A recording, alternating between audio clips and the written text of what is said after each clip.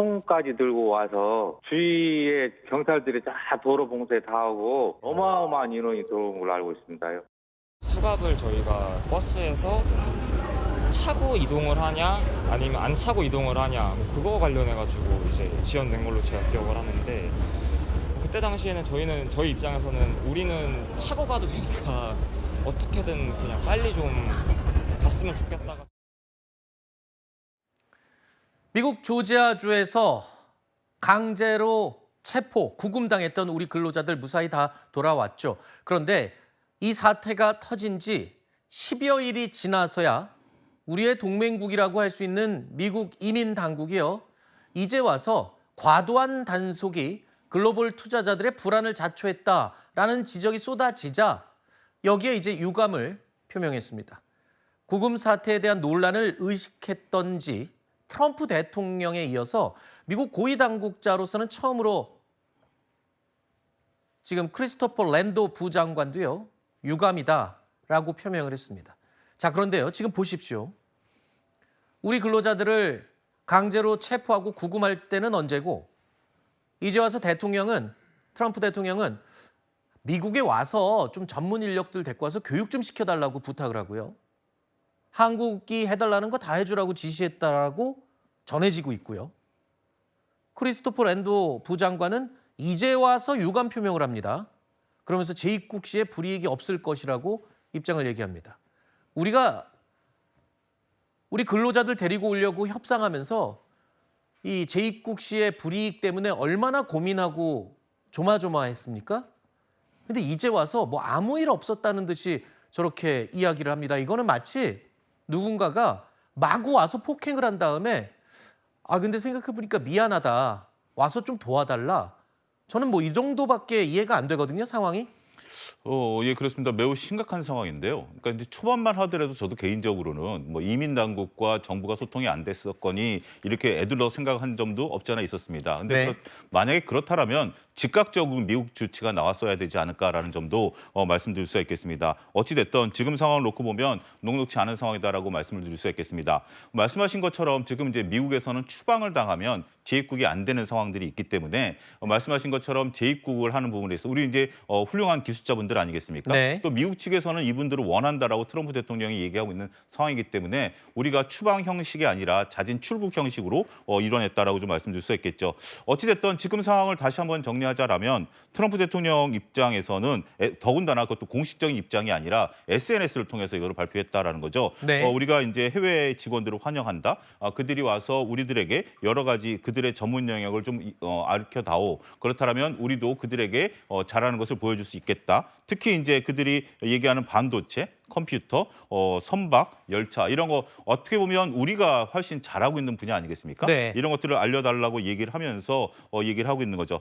그 전에 크리스토퍼 랜더 미 부장관 같은 경우도 우리 언론을 통해서 공식적으로 얘기한 게 아니라 외교부 회의를 통해서 그 구금한 것에 대해서 유감을 표명한다. 재입국 시 불이익이 없겠다라는 것을 무려 11일 만에 발표했다라는 것이 조금 우리 국민들이 납득하기 어려운 면이 있다라고 봐야 될 것 같습니다. 저 유감 표명을 뒤늦게 했던 크리스토퍼 랜도 부장관이 우리나라 도착했을 때 네. 우리 기자가 그 질문을 했어요. 동맹국에게 할 수 있는 그런 행동이었다고 생각을 하냐라고 했더니 저 사진에 나오는 키 큰 왼쪽에 네. 크리스토퍼 랜도 부장관입니다. 알 수 없는 묘한 미소를 지으면서 그냥 묵묵부답하고 들어갔어요. 글쎄요. 그러니까 지금 와서는 뭔가 본인들도 필요한 거죠. 공장 가동 모두 중단됐고 이러다가 국제적으로 여론이 안 좋아지니까 해외 투자를 받는데 좀 지장이 생길 것 같다. 이걸 우려했다는 게 지금 트럼프 대통령의 입장 아닙니까? 도대체 그럴 거면 우리한테 왜 그랬는지 이해할 수 없는 부분인데, 그런데 이 말조차 유감이다, 와서 교육 좀 해달라라는 말도 저는 믿을 수 없다라는 생각이 드는 게요. 그러면서 우리하고 협상 때 우리한테 요구했던 3,500억 달러, 우리 돈으로 486조 원이에요. 그렇습니다. 이걸 전액 모두 현금으로 투자하라라고 지금 압박을 하고 있습니다. 그러니까 과연 이 근로자 구금 사태가 이런 것과 연관이 과연 없다고 해야 될지 의문이 드는 그런 부분이죠.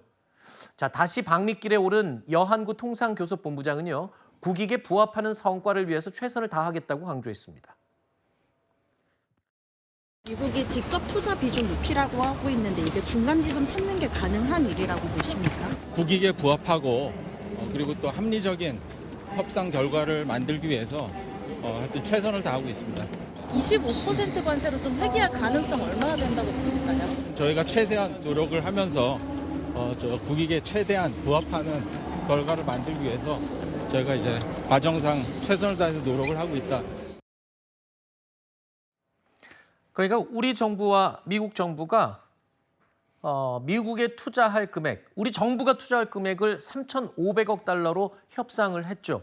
하지만 여기까지만 지금 마무리가 된 상태고 이 돈을 어디에 투자하고 수익금은 누가 가져가고 이러한 자세한 내용들은 아직 제대로 정해진 게 없습니다. 우리의 주장과 미국의 주장이 굉장히 입장 차이를 보이고 있는 상황이죠. 여기다가 한 수 더 떠서 그 3,500억 달러, 486조 원에 달하는 돈을 전액 다 현금으로 투자하라고 이렇게 압박을 하고 있는 겁니다. 일단은 우리 입장에서는 지금 아무것도 정해진 게 없는 상태에서 돈 투자하기로만 돼 있는 거잖아요. 예, 그렇습니다. 일단 우리가 3,500억 달러를 투자하겠다라는 부분들이 있었는데 이 부분에 대해서 우리 정부가 지금 그동안에 얘기했었던 것은 우리가 대부분 빌려주거나 보증을 쓰는 형태다. 실질적으로 투자하는 금액은 우리가 이 중에서 얼마 5%를 넘지 않을 것이다라고 발표를 해왔었죠. 하지만 이제 미국 측에서 요구하는 것은 이와 다릅니다. 말씀하신 것처럼 이 금액 전체를 SPC라는 법인을 만들어서 이게 이제 투자 법인인데요. 여기다 안전장치인 거죠. 안전장치인 거죠. 네. 근데 이제 이 법인도 상당히 애매모호한 것이 여기에 우리가 3,500억 달러를 전액 현금으로 출자를 할 것이고 여기에 대해서 운용은 미국 측이 운용을 결정한다라는 겁니다. 그리고 거기서 나온 수익도 미국이 가져간다라는 것이 현재 알려지고 있는데요. 이 3,500억 달러 같은 경우 우리나라 현재 외환 보유고가 4천억 달러 초반대이기 때문에 네. 전체 외환 보유고의 한 80% 정도 되는 수준입니다. 그러니까 이거 어마어마한- 투자해버리면 달러를 투자해버리면 우리나라의 외환 보유고가 거의 바닥나는 거나 다름없는 거잖아요. 그렇습니다. 그래서 이제 특정 이제 얘기를 나오게 되면 우리가 이제 과거 IMF 때 아직까지 그 악몽을 벗어나지 못하고 있는데 우리 외환 보유고가 급속도로 빠져나가면서 외환 자산이 이제 부족하다 보니까 글로벌 투자자들의 어떤 상황에 따라서 우리가 좀 어려움을 겪지 않았습니까? 네. 만약에 정말 이 말 그대로 우리가 갖고 있는 외환에서 3,500억 달러를 직접 SPC에 투자한다라면 진짜 우리나라 입장에서는 그동안 열심히 모아놨었던 곡간이 비게 되는 어려움을 겪게 될 수도 있겠죠. 들으셨죠? 그러니까 미국이 지금 우리에게 요구하는 조건들이요. 한마디로 터무니없이 너무 강요하는 조건들로 가득합니다. 이런 내용으로 하필이면 시기가요. 이렇게 근로자들 강제 구금 체포한 직후에 압박을 또 가하고 있습니다. 이런 분위기 속에서 자, 우리 정부도요. 가만히 있을 수 없죠. 각종 안전장치들을 좀 줘야 되는 거 아니냐라고 미국에 제안했습니다. 양국 간 협상은 여전히 진행 중이고 대한민국의 입장은 대한 국민과 국익이 우선시 되는 방향에서 다양한 부분을 열어놓고 협상에 임하고 있습니다. 외환시장 영향이란 부분도 우리로선 고려할 수밖에 없기 때문에 충분히 그 사안도 고민하면서 협상에 임하고 있다라고 말씀을 드리겠습니다. 자, 우리 정부는요. 외환 시장의 안정을 위해 앞서 말씀드린 것처럼 우리가 IMF 때 어땠습니까? 외환 위기로 온 나라, 온 국민들이 큰 어려움을 겪었죠. 오랫동안 고생했습니다. 정말 직장 잃고 우리 가장들이 길거리로 나앉는 그런 상황이 펼쳐졌습니다. 자, 이런 일은 다시 있어서는 안 되겠죠. 그러다 보니까 우리가 미국 측에 통화 스와프라는 걸 제안한 겁니다. 여기에 앞에 조건이 붙습니다. 무제한 통화 스와프. 그러니까 아까 말씀하신 지금 미국이 요청하는 대로 3,500억 달러를 우리가 갖고 있는 달러로 직접 다 현금 투자를 해버리면 우리 달러 보유고 곡간이 다 텅텅 빈다 그랬잖아요. 그렇습니다. 그러니까 통화 스와프를 제안한다 그랬어요. 뭔지 일단 쉽게 설명을 좀 해주실까요? 일단 지금 우리나라는 원화로 결제가 되고 있고 이제 미국 같은 경우 달러로 결제되고 있는 거 아니겠습니까? 말씀하신 것처럼 미국에 투자를 하기 위해서 달러로 투자를 해야 되는데 우리가 외환보유 고를 쓸 수가 없겠죠. 그러면 우리가 480조 원화를 주면 미국에서 3,500억 달러를 중앙은행에서 꺼내 쓸 수 있게 하는 것이 통화 스와프인데요. 아하, 그러니까 우리가 원을 줄 테니까 달러처럼 너희가 써라. 써라라는 겁니다. 음. 근데 이제 여기서 우리가 정확히 486조를 주기도 그것도 우리한테 또 만만치 않은 거니까 무제한 통화 스와프를 한 겁니다. 이거는 마이너스 통장과 같은 겁니다. 아하. 우리가 일단 돈을 먼저 주기보다는 그쪽에서 필요한 금액, 만약에 우리가 SPC에 진짜 3,500달러 투자한다라면 미국 중앙은행에 3,500달러를 SPC에 넣고 우리가 나중에 갚아가면 되는 거기 때문에 아하. 그런 것들을 한다라는 건데 이게 이제 미국 측 입장에서는 녹록치 않은 것이 미국이 달러가 기축통화다 보니까 몇몇 나라들과 통화 스와프를 맺고 있는 나라가 있습니다. 바로 우리 옆에 있는 일본과도 통화 스와프를 맺고 있는데 우리가 이제 달러라고 한다면 달러 인덱스라고 해서 몇몇 통화들이 이제 유지되고 있는 거죠.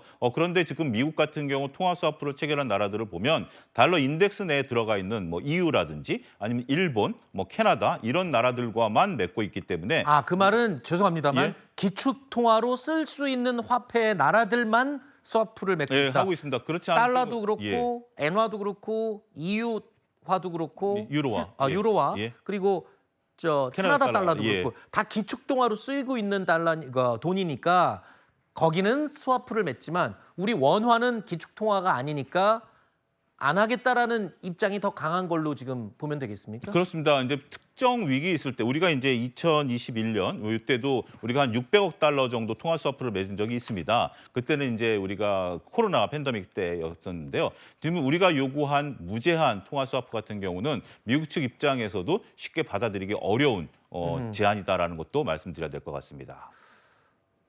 그러면 최악의 경우에는 진짜 우리 외환 보유고의 80%를 다 탈탈 털어서 지금 미국 측이 요구하는 직접 투자를 해야 될 수도 있다는 말이잖아요. 게다가 그 돈이 어디 투자할지도 미국이 결정하고 수익도 90%를 미국이 가져가겠다라는 주장. 우리가 지금 그러니까 한 발도 물러서면 안 되는 상황이군요. 그러다 보니까 지금 이제 우리가 협상을 서두를 필요가 없다. 뭐 이런 얘기가 현재 지금 나오고 있다라고 말씀드릴 수가 있겠습니다. 전체적으로 봤을 때 우리가 과연 이것을 통해서 얻을 수 있는 것이 무엇인가라고 보는 거죠. 우리가 이제 미국에 대략 한 1,480억 달러 정도 수출을 하는데요. 그렇게 된다면 관세 부과가 한 140억 달러 정도 되는데 우리가 관세 부과를 막기 위해서 막대한 돈을 투자해야 되느냐라고 지금 보고 있다라고 말씀드릴 수가 있겠습니다. 따라서 미국의 경제 전문가조차도 우리가 관세를 전반적으로 차라리 부과하는 것이 현재로서는 오히려 더 나을 수도 있겠다 이런 얘기들이 나오면서 말씀하신 것처럼 극단적으로 우리가 외환보유고를 또 방출할 수는 없는 거 아니겠습니까? 그렇죠. 그렇기 때문에 과연 정말 그러니까 어떻게 보면 구금 사태를 계기로 해서 네. 우리가 과연 미국과의 관세 협정을 하는 것이 과연 좋은 것인가? 네. 미국과 국내에서 각각 비판의 목소리가 커지고 있다라고 말씀드릴 수가 있겠습니다. 우리 근로자의 이 강제 구금 사태가 비자 발급 문제에 원래 예상됐던 문제다라는 초기 분석도 많았습니다만 지금 그 이후에 미국이 우리한테 압박하고 이야기하고 요구하는 내용들을 보면 결코 단독으로 그냥 그렇습니다. 별개의 일로만 볼 수는 없는 게 분명한 것 같습니다. 이걸 지렛대 삼아서 계속 무언가를 요구하고 또 협상에 임하고 이런 상황으로 같은 선상에서 우리가 이해를 해야 될 것 같습니다. 우리 정부 절대 서두를 필요 없고 우리가 잃을 것 끝까지 지켜야 하는 것 이런 것들을 빨리 구분해야 될 것 같습니다.